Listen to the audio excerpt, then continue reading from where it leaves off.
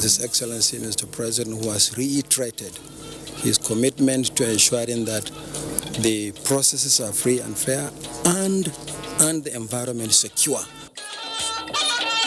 President Buhari restates resolve to a credible electoral process, charges INEC and police on mandates at strategic meeting.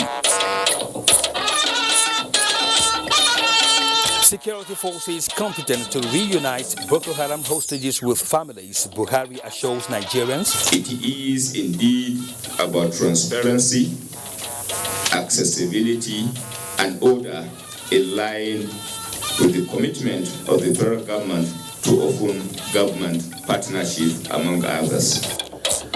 Stop indiscriminate signing of treaties and agreements, MDA is cautioned. For safety reasons, I believe they are doing the right thing. Passengers should just try to understand and bear with the airline operators. Plus, correspondent on vagaries of the weather and flight operations in the country.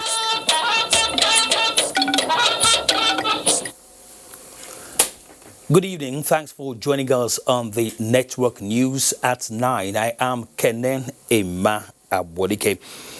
Of course, the 2019 CAF Award is ongoing in Egypt. We shall be rejoining the live transmission. But first, the news.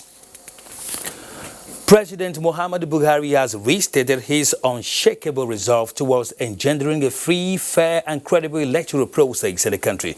To this end, he charged the Independent National Electoral Commission and the Nigerian police to be firm and fair, as well as provide a level playing and secure environment for all in the discharge of their responsibilities.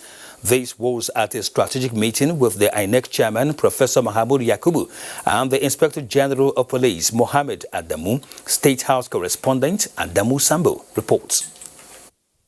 President Muhammadu Buhari has never hidden his desire and commitment to bequeath to Nigerians an electoral process that is free, fair and credible. This meeting with officials of the nation's electoral umpire and the #1 law enforcement officer could best be described as walking the talk. All litigations in respect of the last general elections have been finalized. As a result, 30 national and state assembly elections have been nullified. 2 of the elections have already been conducted, while January 25th has been fixed for the remaining 28 across 11 states of the Federation, and INEC says it is ready. President Muhammadu Buhari wants to see both the outstanding and other subsequent elections as great examples in terms of credibility. We met with His Excellency Mr. President, who has reiterated his commitment to ensuring that the processes are free and fair and the environment secure for that to happen. We will, using the court order, rerun elections and also some by-elections as a result purely of the act of God, the death of some members of the National and State Assemblies, as well as the forthcoming Edo and Ondo governorship elections, really set the pace for the kind of election that Nigerians desire. And this is our commitment and assurance that we have given the President. The Inspector General of Police, Mohammed Adamu, assured the President that the Nigeria Police will not shirk its responsibilities in the provision of a secured political environment. There must be secured environment. And in securing the environment, the security strategy have to be reviewed and have to be enhanced so as to have an election that violence will not be tolerated, value snatching will not be tolerated. Those that usually participate in such actions, like the politicians, the security agencies, and INEC officials, this time around, they will not be allowed to do that. We shall make examples of anybody that wants to use violence to achieve his aim during the electoral process. And this is the beginning of the process to make sure that this country from now onward gets election that will be exemplary to the rest of the world. The strategic engagement held behind closed doors also had in attendance the Chief of Staff to the President, Abba Kyari, and the Director General, Department of State Services, Yusuf Magaji Bichi. From the State House, Adamu Sambu, NTA News. At the meantime, President Muhammadu Buhari this Tuesday granted audience to the former governor of Lagos State and chieftain of the All Progressives Congress, Bola Ahmed Tinubu, in furtherance of his strategic engagements with critical stakeholders towards taking Nigeria to the next level. Again, State House correspondent Adamu Sambu brings us details. Engagement between President Muhammadu Buhari and Asiwaju Bola Ahmed Tinubu on the state of the nation was the first in the year 2020. Discussions held behind closed doors centered on the security, stability, and socio-economic development of Nigeria. Speaking to newsmen shortly after, Chief Bola Ahmed Tinubu described the New Year message by President Muhammadu Buhari to Nigerians as thought-provoking and reassuring. His New Year message resonated very well. We have to relax, show concern for the people of the country, and see to the effort of the president that we manifest in the new, united, and prosperous country. The APC chieftain was full of praises for the Nigerian leader over his decision to abide by the nation's constitutional term limits. It's very good to hear it directly from him. And to me, I say congratulations to a man of character and integrity. I was in the trench and in the opposition to a third-term agenda of a former leader of this country, with Muhammadu Buhari, Mr. President. I know he will never. He has the courage and the character to refuse such a temptation, even if offered to him.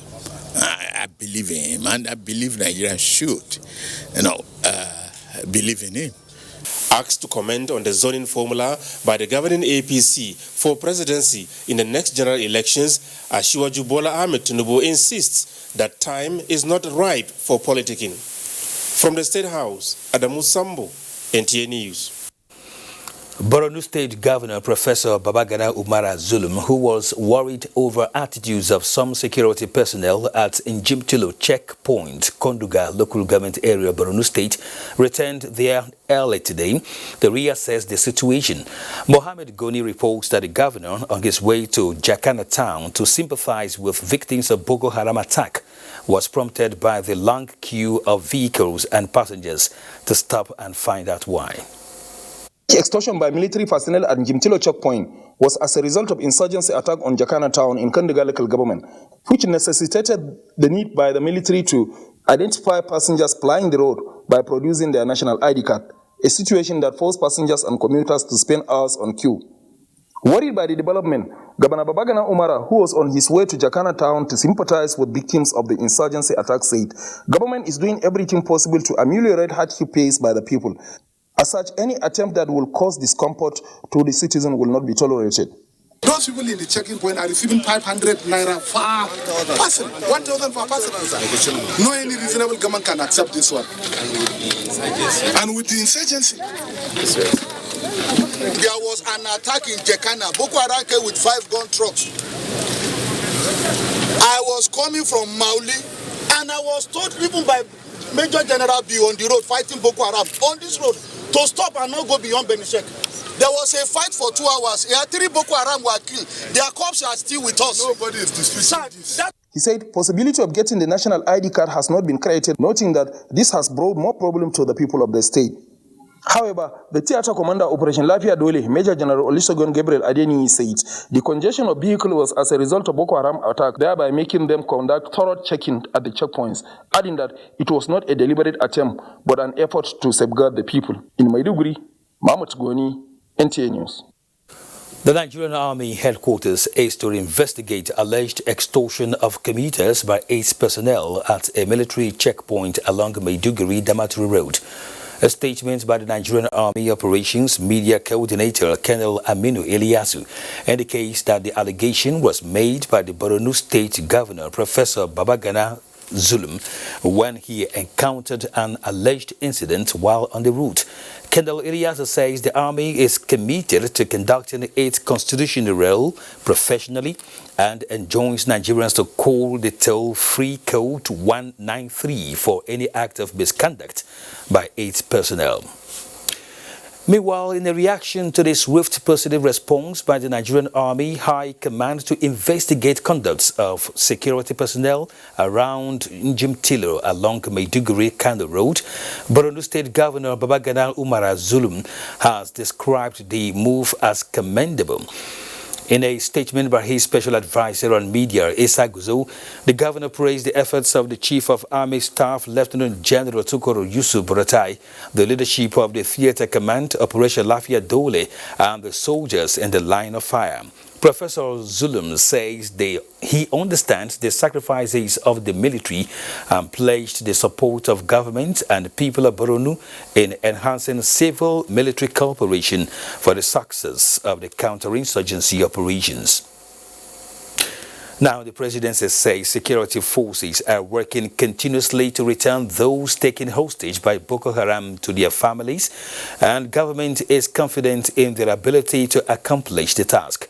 The presidency, in a statement by the senior special assistant to the president on media and publicity, Garba Shehu, states that government has continued to condemn in strong terms the appalling acts of terror, especially following the festive period. The statement wants Nigerians to continue to be united in ensuring that they do not subscribe to terrorist message of division, because hearing discordant tunes from the citizens is exactly what Boko Haram and groups wish. They want Nigerians to see their beliefs as reason to turn against one another. Boko Haram should be the happiest seeing our religious leaders tearing at one another. The statement quotes, "The presidency is happy that majority of the citizens, Christians and Muslims, are united in their opposition to the terrorist groups and the hatred for decency that the infamous groups stand for. It frowns at some leaders and politicians seeking to make political capital from the unfortunate circumstances, emphasizing that the present administration will not tolerate religious intolerance as well as politicization of religion." The statement adds that the president does not wish to be distracted from this major focus of addressing rampant unemployment, alleviating poverty, and delivering long-delayed infrastructure by divisive politics, accusations, and counter-accusations on baseless religious issues. Living and learning just got a little better for internally displaced persons at Malaysian Garden Po here in Abuja as National Commission for Refugees, Migrants and Internally Displaced Persons, in the spirit of the new year, distributed instructional and household materials to them. Abubakar Usman Akwanga reports that the government agency also made the moment memorable for the children with a New Year party. Thank you very much. I'm bringing food. But no state. At this moment, it says it has longed for, like every child. But with this pleasure, the opportunity to grow in new family cycles, Sanusi and other children here have for long been deprived of due to war circumstances. Popular children mascots, bouncing castle, among other fun spots, made their day as National Commission for Refugees, Migrants and Internally Displaced Persons came calling to make their lives even more meaningful by promoting literacy within the camp. Instructional materials were distributed to the children.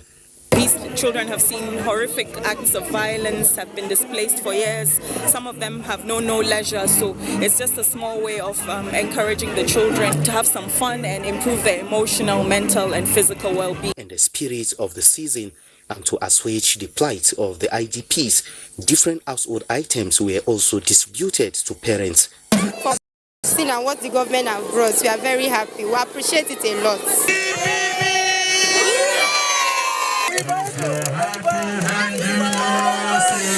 These children here are also victims of social unrest and suffer more from the agony of sacrificing their priceless childhood to unavoidable situations.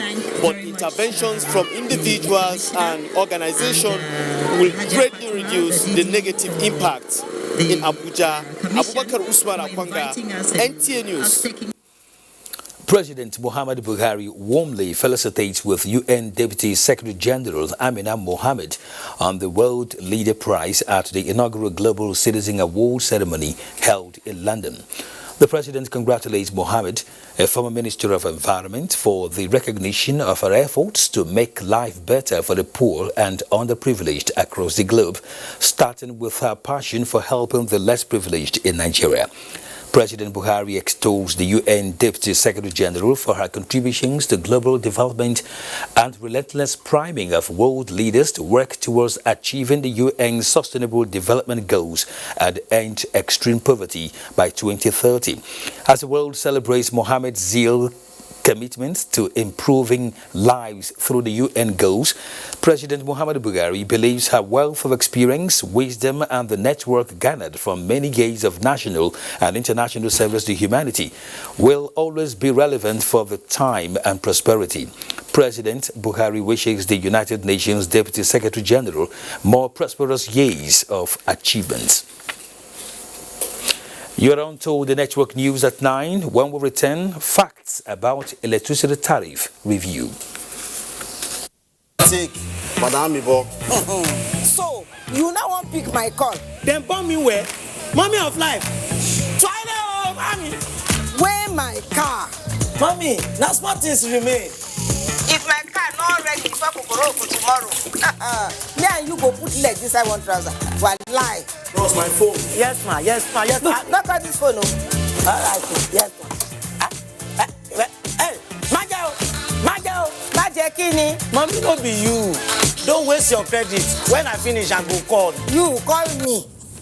Me wear my middle name na credit. Where Glow they give me boku. Glow and Mebo.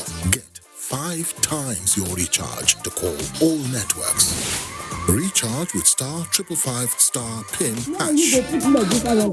This talk people. I beg give me phone, make I go, Joe. Talon so talk yen. Ankara shopping with the right place. This one. Oh wow, it's beautiful. Mama, this fabric, it go fade though. The new area Ankara, it go take good care of it. And the price, cheap. Try new Ariel on your Ankara and colors now. This na how we dey show for holiday. This na how we dey be when you don't tey you block male. This one pass decoder. This na your family groove. Totori your family this season. Go sharply arrange Go TV decoder and Go Tenor wey carry 1 month Go TV Max subscription for low body for only 6,900 naira. Go TV. Live it, love it.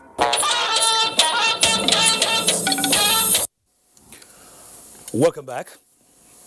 Following public outcry over proposed review of electricity tariff in the country, the Nigeria Electricity Regulatory Commission says it will engage electricity consumers before effecting the review in April. Joshua Ojito tells us more. Electricity tariff increase spread across the country days back, with many Nigerians questioning the rationale for increase. Key players in the power sector, in reaction, are of the opinion that Nigerians deserve an improvement in power supply before any planned increase. Increase in tariff itself is not a silver bullet or the final solution. There are a lot of issues that needed to be addressed that are not being addressed. That tariff increase, I repeat, must be tied to efficient performance. It must be tied to the right data being used to arrive at the right tariff. Because if we don't use the right data, then consumers may be paying more or even paying less. However, Chairman Board of the Nigeria Electricity Regulatory Commission, James Momo, maintains that electricity tariffs remains the same, nonetheless with a projection for a review by April 2020. If at the end of our meeting back and forth, we said no increase, There is going to be increase, it will be based on our engagement at the public forum. The provisions of the Electric Power Sector Reform Act of 2005 empowers the Nigerian Electricity Regulatory Commission to review electricity tariff twice a year to ensure efficient power delivery at the different stages of electricity distribution value chain. In Abuja, Joshua Ojito, NTA News. Local airlines and passengers may be in for a difficult period as flight disruptions is likely to rise due to bad weather. Emmanuel Ayemiro was at the Nnamdi Azikiwe International Airport to see firsthand the situation in Abuja and the way to go with the hazy weather and flight operations. Poor visibility is one of the biggest challenges affecting flight operations around this time and sometimes up to the third month of the year, depending on your location. This, however, disrupts passengers' plans as flights may have to be rescheduled, cancelled or delayed, depending on when weather improves. The likes of Captain Larry Thomas, who has 11 years flight experience, and Captain Mohamed Tijani have observed that so many people may have been wondering why it's...